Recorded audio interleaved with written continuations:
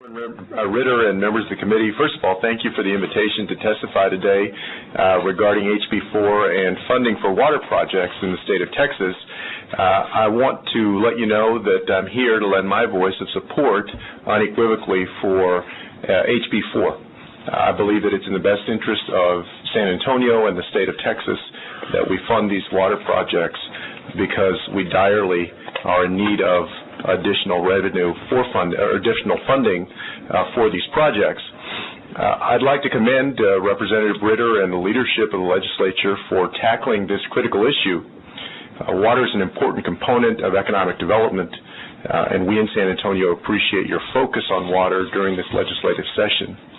As the 7th largest city in America, San Antonio is one of the fastest growing cities, and its growth over the next few decades will mirror the rest of the state of Texas.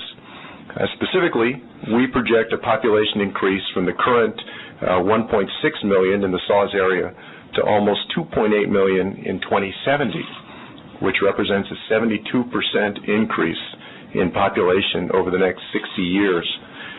We're a community that's done everything in its power to increase water resources and to conserve water. But as hard as we've worked, it's clear that a statewide approach is needed to keep Texas among the fastest growing, most prosperous, and best places to do business in the country. Ensuring there's enough water for future generations is a shared responsibility by all of us. The San Antonio water system has been aggressive in expanding our water portfolio. By the end of 2013, the Carrizo Aquifer water will be piped to San Antonio from western Gonzales County, enough to supply 60,000 homes.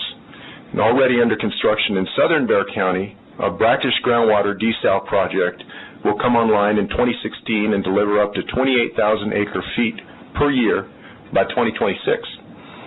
In fact, that brackish desal project has benefited from SAW's partnership with the state through the Texas Water Development Board's Water Infrastructure Fund, WIF.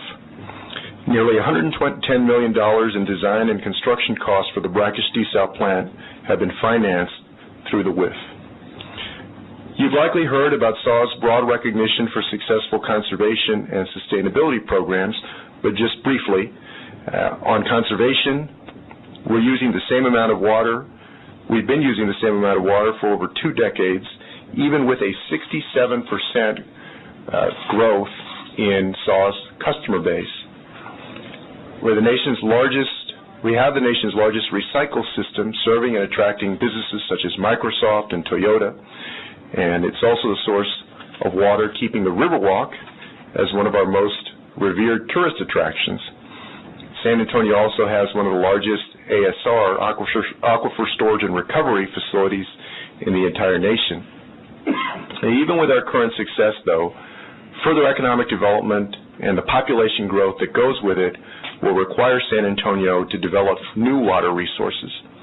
One of the challenges we face is funding, which is currently done mostly through bonding and through our rates.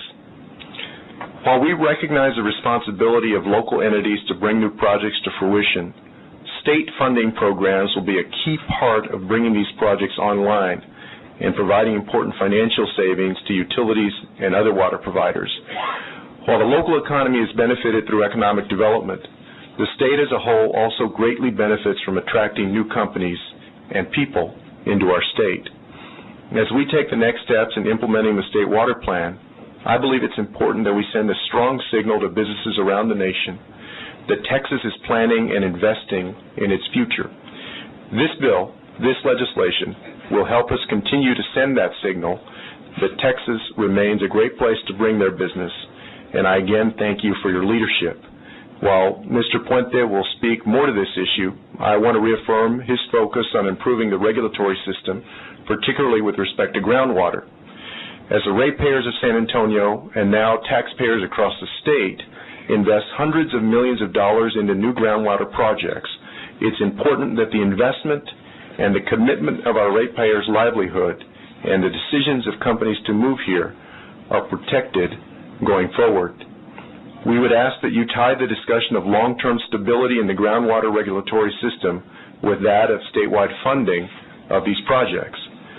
Together with additional funding sources, we can build infrastructure necessary for our economic prosperity, as well as protect sources of water for our future citizens. I want to thank you again for inviting me. San Antonio appreciates your hard work and dedication to all the issues that you're facing, and particularly that you have the foresight, Chairman Ritter, and to the members of the committee, to focus on this very important issue of water funding for our future. Thank you.